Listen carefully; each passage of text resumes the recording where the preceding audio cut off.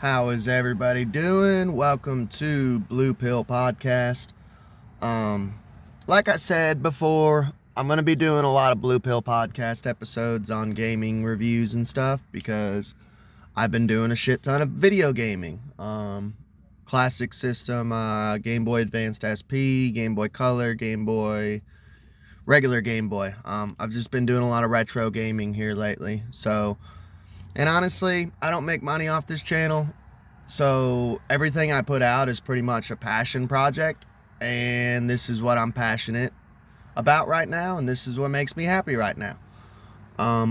I will get back into conspiracy podcasts. I have plenty of notes on conspiracies that are going on. It's just, I like to put out content that I'm like 100% wholeheartedly in the mood to make and passionate about, and this is what I've really been into lately is gaming. I beat 2 games in the past 2 days. Literally, I beat Pirates of the Caribbean Dead Man's Chest, and then the very next morning, I beat it that night, and then the very next morning, I beat Harry Potter and the Sorcerer Stone for Game Boy Color. So I'm going to go ahead and review that while it's fresh on my mind. As far as updates, just to let you know what's going on with the channel. I work tonight. I get off a little early tonight, so I might put another podcast out tonight because I get off an hour early. So usually if I get off early, I try to put out a podcast, you know. Yesterday was a little bit hectic. I promised you all a podcast. Yes, well, I did put one out, but I promised you all 2 podcasts yesterday.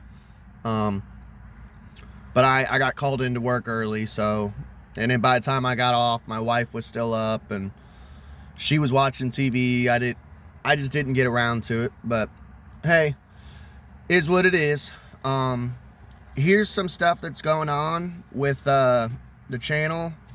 So I'm off the next 3 days, so I'm gonna try to put out maybe like a slideshow video of Wellington Park, of the pictures that I took, because I do photography as one of my side passions. I'm gonna try to do some on the street reporting, because here in Kentucky we are in state of emergency.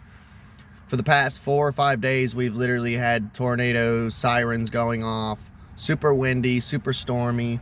So I'm gonna do some on the street reporting of flooding. We've had flooding, like my whole street's flooded right now. So I'm gonna go out and film, hopefully. I'm also going to do a movie review. It is not a conspiracy movie. If you guys know my channel, I have like it's still a part of Conspiracy Corner Podcast, obviously, but we've been doing movie reviews on conspiracy movies, so go check out that playlist. Should be up. If not, I'll make it. It should be called Conspiracy Cinema, so go check that playlist out. If it's not up, then I'll put it up, because sadly on YouTube I have 2 channels, so it's hard to remember what's on what channel, you know. But I have been updating here lately. Speak of the devil, where I've been doing game reviews lately, I did make a new playlist on this channel you're watching from on YouTube. So go ahead, and if you're into the gaming reviews, which obviously you would be if you clicked on this episode, go ahead and you can actually save that playlist on your channel if you want. I'm going to be putting out quite a bit of these, so if this is what you're into, go ahead and do that, and keep an eye on that specific playlist on my channel, and you'll be able to find all the game reviews. So that's it for updates. Oh, one more thing. I'm trying to get up to 500 subscribers. So I'm at 407. Please subscribe if you like this content. If you do like this content, there's more of that where it's coming, and I cover all sorts of stuff, not just conspiracies, you know. So let's get on with the game review. So today I am reviewing Harry Potter and the Sorcerer's Stone for Game Boy Color. Now, one thing that I noticed, it was really weird. So I got this for $6 at Half Price Books.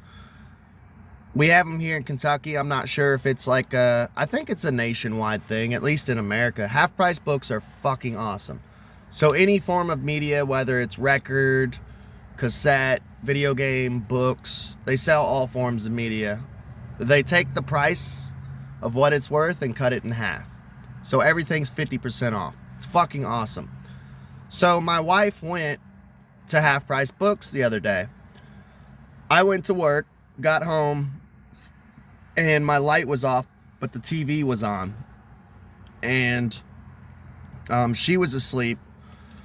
And usually when I get home, first thing I want to do is just light up a cigarette and play some video games to kind of unwind.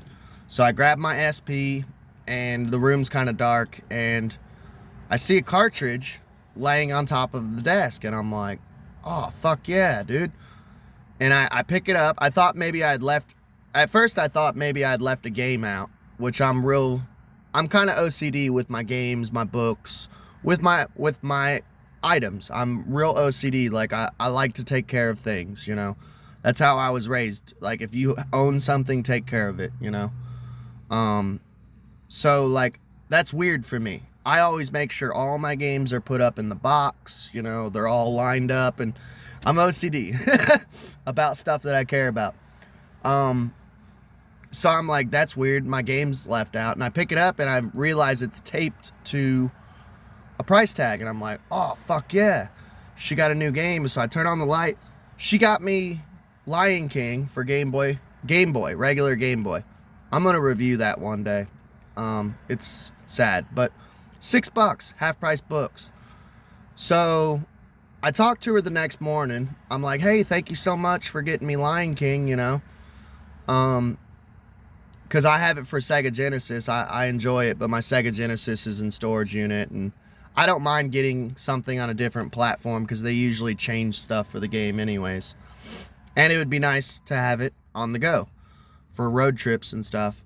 So I talked to her, and I'm like, hey, I seen you went to Half Price. Like, did they have any other cool games? She said, oh, they got like a little Tupperware full of a bunch of games at the front counter. And I'm like, did you see anything else that you thought I would like? And she's like, there's a couple things. And we were both off the next day. So I'm like, let's just run up there and check it out.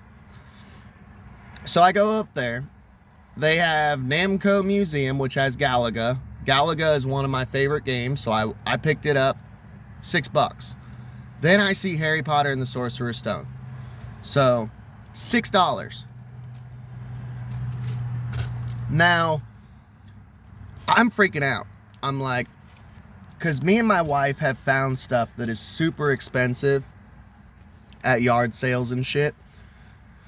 And I love her to death, man. She's like well-trained, and I'm not trying to be like chauvinistic, but she's well-trained. She knows how to wheel and deal.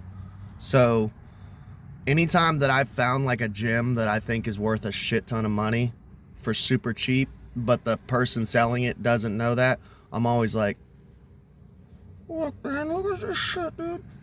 You know, doing the sideways whisper, pointing, like, don't draw attention, but do you know how much this is fucking worth? You know.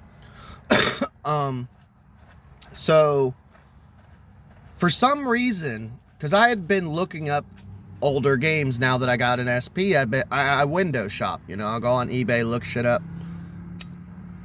And I think because Harry Potter and the Sorcerer's Stone for Game Boy Color, by the way, it's an RPG. I think because I'm so used to RPGs being super expensive, for some reason I thought this game was worth like $30, $40. And I was like, dude, we're totally getting this. Not that the price matters, because this is something I have always wanted as a kid. Shout out to Andy Pittman. The 90s Are Rad is his YouTube channel. He's a content creator too.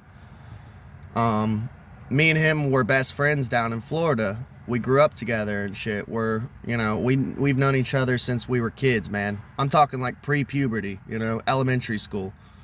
We've been best friends. I need to get in touch with him, dude. So shout out, go check his channel out. 90s are rad. He's a content creator too. But my dad was a preacher. So you guys kind of know my struggle with Christianity. I went through religious abuse as a kid. And everything was bad. We were not allowed to read Harry Potter. We were not allowed to watch Harry Potter. My dad, literally on VHS, if a Harry Potter commercial came on, he would literally fast forward through it. Because he hated Harry Potter, because there's witches and witchcraft. And I remember going over and spending the night at my buddy Andy Pittman's house, and they had, it was either Sorcerer's Stone or Chamber of Secrets, which I'll get into a little later. They were both RPGs for Game Boy Color. And I remember watching him play, and I remember him watching him play the original trading card game of Harry Potter, and wanting to play it so bad. But when I was younger, I remember I was like mesmerized by Harry Potter, the story. In 4th grade, my teacher was reading it to us, and I wasn't supposed to be listening, but I was, and I was like, dude, this is so fucking cool. I wish I could read it. I wish I could watch the movie. I wish I could play the games, but I just wasn't allowed to. So it was something my whole life that I was like, dude, I always wanted to play this game. So when I bought a SP last year, and I got back into gaming, I've been wanting this game. So to find it for $6, I was like, I'm totally getting this. This is a dream come true. And I looked it up. It's actually not that expensive. It's only worth like 15 bucks. I thought I was getting a steal, but I mean, I still love it. So that's kind of how I acquired the game. Let's get into more of the review. So when I picked this card up, I noticed that it just says Harry Potter on it. And it's the picture of Sorcerer's Stone. It's the normal cover art. And the reason why this concerned me was I was like, is this like a fake cart? Because I actually own a fake cart right now. I think they call them reskins. I'm not sure. I'm just a casual gamer. But it just says Harry Potter. It doesn't say the Sorcerer's Stone underneath, but it's the same cover art. So I was a little concerned. I'm like, oh, this might be a fake, which means it's not going to be worth as much. And 2, it might not even work. My other fake cartridge, I actually did a game review, so go check out that review, was Grand Theft Auto Advanced, and it's a fake cart. The reason I know is because the sticker's slightly falling off. The cart is loose, like it could separate easily. It still works, still plays, and it's the actual Grand Theft Auto Advanced game. So that's all I care about. And I noticed it the other day. I didn't notice it at first. The rating on it is rated E for everyone. And I'm like, there's no fucking way this game is rated E. Like, dude, there's murder and running people over, there's blood, there's guns, you guys know what GTA is. I'm like, it's got to be at least rated T. Like, there's no fucking way. So I'm like, this is a fake. But they have gotten so good with making fake games that it's hard to tell, you know, sometimes. So it is a real cart. As far as I know, it's real. So I did notice that it doesn't say Sorcerer's Stone, it just says Harry Potter. One thing that I like about this game is they made this game before the movie. So it's based off the book. So like, I always like, I'm a bookworm. You guys know this channel actually started out with me doing book reviews. Just because I'm a chatterbox and I needed some sort of outlet to get all this talking out of my system. And I started this channel with book reviews. So I am that guy who's like, the book is better than the movie, you know. And there's a lot of people who say, well, I don't want to sit here and read a book for days, and there's a lot of, it's kind of like pineapple on pizza. There's a lot of infighting about that type of thing, but I'm on team that the book is always better than the movie. So I was glad that that it's based off the book rather than the movie. Now, that being said, there is a lot of gameplay stuff that is not in the book or the movie. That's not even part of the story. But I understand why. Because it's an RPG, you need those moments of grinding. So, like in Gringotts, instead of just going to your vault, they made it into a dungeon. So you have to go through a maze. There's random encounters. Now, the random encounters are not invisible enemies. You can see them, so you can dodge them if you want. My kind of mindset was, because there is a decent amount of grinding in this game, it's not too overwhelming. I know there's certain games that I've played, like Final Fantasy VIII, where I've literally grinded for I'm talking 15 hours straight. The Final Fantasies, that's the only way to beat the games on certain ones, is you gotta grind for 20 hours, crazy shit. And grinding doesn't bother me, as long as I got a pack of cigarettes and a 6-pack of cold beer. I'll just get drunk while grinding. It makes it tolerable. But this game is not too much grinding. But there's a lot of stuff that is not in the storyline because it is a video game. And I understand. And it's an RPG, so you have to get those grinding in. So, in Gringotts, you're having random fights with rats and mice and snakes, bats, So I get it. Speaking of Diagon Alley, that's where the game starts. And it kind of bummed me out a little bit, because I'm like, dude, it starts off in the middle of the story, in the middle of the book. So you start off hanging out with Hagrid in the middle of, basically, Diagon Alley. It doesn't start at the beginning of the book. So that kind of bummed me out. And I was thinking in my head, they could have still had that chunk of story. They could have just did, little mini games or side quests, not side quests, but it didn't have to be completely just battling at first. I don't know. And I'm sure there's people who are going to play devil's advocate and be like, well, the cart is Game Boy Color, it's primitive technology, they couldn't do it back then. I call bullshit, because they have Legend of Zelda, Oracle of Ages, Oracle of Seasons, Link's Awakening, which are long as fuck games. I'm talking 30, 40-hour games. I beat Harry Potter, Sorcerer Stone in 5 hours. And that's with grinding. It's not that long of a game. Which I understand, because it's the shortest book. It's really not that long of a book. You can read the book in 2-3 days, if you're just a casual reader, if you're not reading it all day. But I don't know, it kind of bummed me out that it started off in Diagon Alley. You didn't get any intro or anything. And worst they could have did was do a Star Wars scroll, and just kind of let you know what's going on. But there is a lot of side quest stuff, so the game doesn't feel repetitive. Since we're talking about side quests and stuff, there's the RPG element of random encounters, random battles, and stuff like that, which is cool. But they don't keep it repetitive. It's not just that.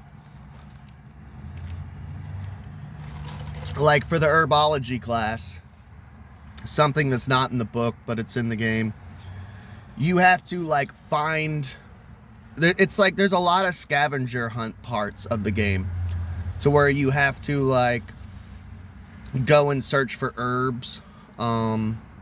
It's treasure hunting, scavenger hunt stuff. In Diagon Alley, when you first start off, you have to, which actually is in the book, you have to go to each shop and get the, laundry list of school items for the upcoming school year. I actually kind of like those type of missions, like where it gives you a checklist and you got to get all the items on that checklist. I think it's fun. Scavenger hunting, Easter egg hunting. I've always loved Easter growing up because of that, like finding hidden stuff, I love that shit. So I did like that. That mini game was fun. So it doesn't feel repetitive, and there's broomstick parts where it's a side scroll flying missions where you have to catch a dragon, so you have to dodge all these obstacles, catch the dragon. When Malfoy steals the Remember All from Neville on your broomstick class, and you have to chase Malfoy like in the book and movie. It's a sequence where you're flying, which is pretty fucking cool. Side scroll. I think that's it as far as also there's some elements of Metal Gear / Sly Cooper. There is a lot of stealth missions to where you have to use the invisibility cloak and you have to basically sneak around Hogwarts, which is kind of cool. So there's a couple Metal Gear Solid-ish type parts of the game, which is cool. So if you like Metal Gear Solid. So give me just a second, let me get on to the next thing about the review. Alright, so I am going to dog on it a little more. By the way, I love this game. It's a good game, but part of a review is you got to talk about the shit you didn't like. One thing that fucking bummed me out, and it is such a missed opportunity of the creators of this game, for one. Two, like I said, it's not a hardware issue. You got games like Link's Awakening. You got games like Final Fantasy for Game Boy Color. This is a possibility. People underestimate how long and big of a game you can make for Game Boy Color. There are parts of the game where you have people following you and that become a part of your party. Like Ron, Neville, Malfoy at one point, Hagrid. And when you have a random encounter, a random battle, you still fight alone. So they're following you, but you don't have them. At no point in the game do you have a partner. And this bummed me out because I've played RPGs before to where you're solo. Like Quest 64, PS2 there was a game called Orphan. It bums me out, dude. Because to me, the whole point of RPG is the deep storyline, having partners, and each partner has a different job. Like White Mage, Black Mage, Warrior. It would have been so cool to have because there's a couple parts of the game where Hagrid's with you. It would have been so cool to have him with you for random encounters. He could be a Berserker class, Ron could, each Ron and Hermione, they could be on your team. You could be fighting the three of you fighting the three of your enemies. It just bummed me out. The whole time you feel alone. Yes, there's cutscenes and there's storyline with these other characters, but you don't get to fight with them. And it's just, I was like, dude, what a missed opportunity, man. But, playing devil's advocate and being a little more positive, a lot of people said this is a really good game as an RPG to get kids into the concept and genre of RPGs. It's a really good game for them because it's simple. And it is. It's a very simple RPG. Besides the treasure hunting stuff. I ain't gonna lie. This game came out during Game Boy Color 2001, I think. So, during 9/11 and stuff. This game would have been... A lot of people didn't have internet back then. I'm an old guy. So if you're a younger person watching this channel, these are all retro reviews. Because that's what I'm into, retro gaming. A lot of us didn't have internet back then. Or if we did, it was dial-up, dude. So we actually used to have this thing called walkthroughs that you went and bought. If the game got too hard, you went to Walmart and bought the walkthrough, which was a thick-ass book that literally tells you everything about the game, how to beat it, all the side stuff. This game would have been impossible if you didn't have internet back then. And it's not very helpful. Like, there are some people who give you hints on where you need to go, what you need to do, but there was several times throughout the game, I would say probably about 10 times that I had to go on the internet and go, how do I do this? What do I do? Speaking of, if you didn't have internet, like, it doesn't really explain what each item does either. So I had a shit ton of items and I didn't know what they were for. You just kind of have to trial and error, like in the middle of battle, try it out and see what it does, you know. Luckily, there was a couple things that I memorized. Spells were the same way. There's not like a little text screen that comes up and tells you what the spell does. You kind of figure out how powerful it is by how much magic points it costs. But, yeah, dude, like, zero explanation on items, zero explanation on spells. One of the cool features of the game that I thought was pretty cool was, and it reminded me of Final Fantasy VIII and Final Fantasy IX for PlayStation 1, was just like the movie and books, you can collect wizard cards that come in the chocolate frogs. So they could have made the chocolate frogs like heal your energy or something, but the chocolate frog does nothing. But you get the card. You're collecting cards. So that was one thing that I was super stoked about. I love, as someone who is a Pokemon, Yu-Gi-Oh, Magic the Gathering, Lorcana nerd, I love trading card games. I have a card collection. One of my side dreams, not my American dream, but one of my side dreams is to own a card shop, or at least like a booth in a flea market or something like that. Because I have a shit ton of cards that I need to sell. I love trading card games. So I was super stoked about that. That was a huge plus in this game, is collecting the wizard cards. And there is a mini game with the cards of, like, it's a matchmaking game, which is cool. And if you collect a certain sequence of cards, you can use them. I would save them for boss battles if you want some advice for the game. It burns your cards up, but you can use them in a certain sequence as spells in random encounters or boss battles. Like I said, I would save them for boss battles. That's just me not telling you how to play, but just a little hint. I beat the game, so. I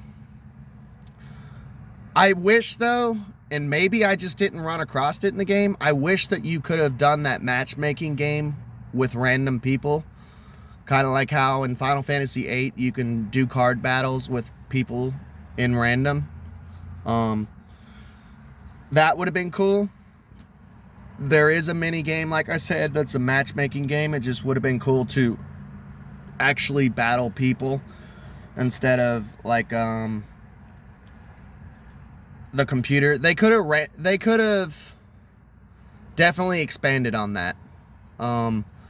To where you could trade cards with people. Because there was a lot of times I would end up with doubles. I'm talking like 4 or 5 of the same wizard card. And I'm like, I wish I could trade with someone. And like I said, maybe I just didn't run across it. But, yeah, that was kind of lame, you know. And they did make a Chamber of Secrets Game Boy Color, which is an RPG. And from what I've heard, it's a clone of this game. Obviously a different storyline. But they made it better and expanded it and stuff. So I'm like, awesome, dude. Hell yeah. So, give me just a second. I'm actually going to wrap it up here because I think I pretty much talked about everything that I wanted to talk about. Altogether, I would give this game a 9 out of 10. Well, I'll give it an 8 out of 10.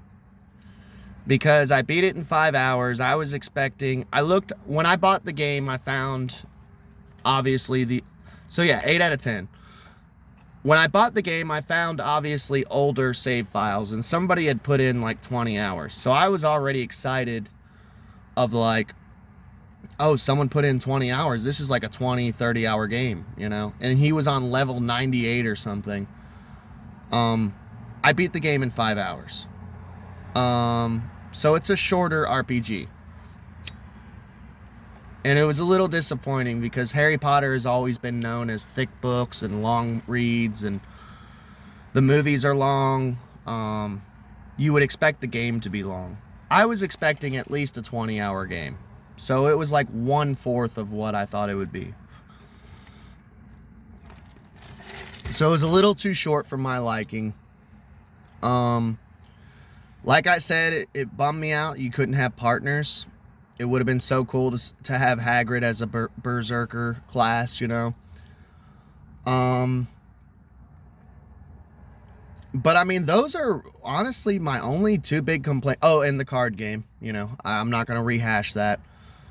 Hopefully, I look forward to playing Chamber of Secrets, the RPG Game Boy Color version, because that's one thing I didn't mention.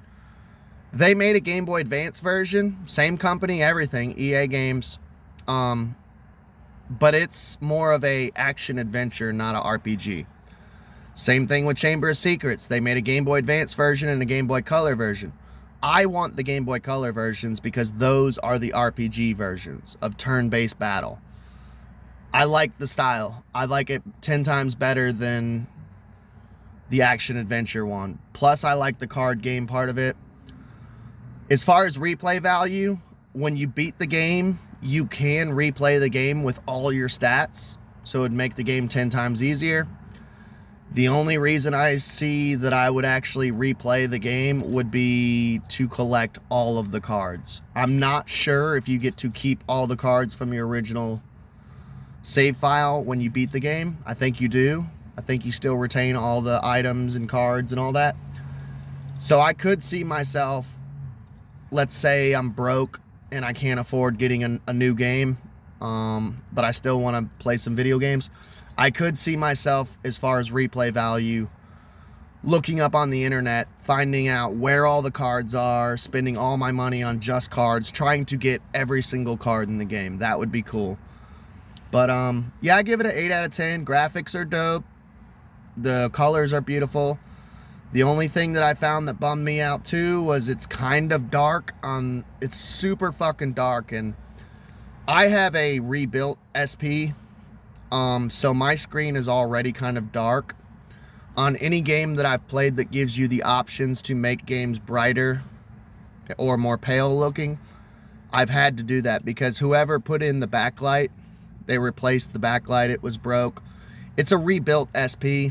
It's super dim. It's not super, it's still playable. It still glows, but you can tell it's rebuilt.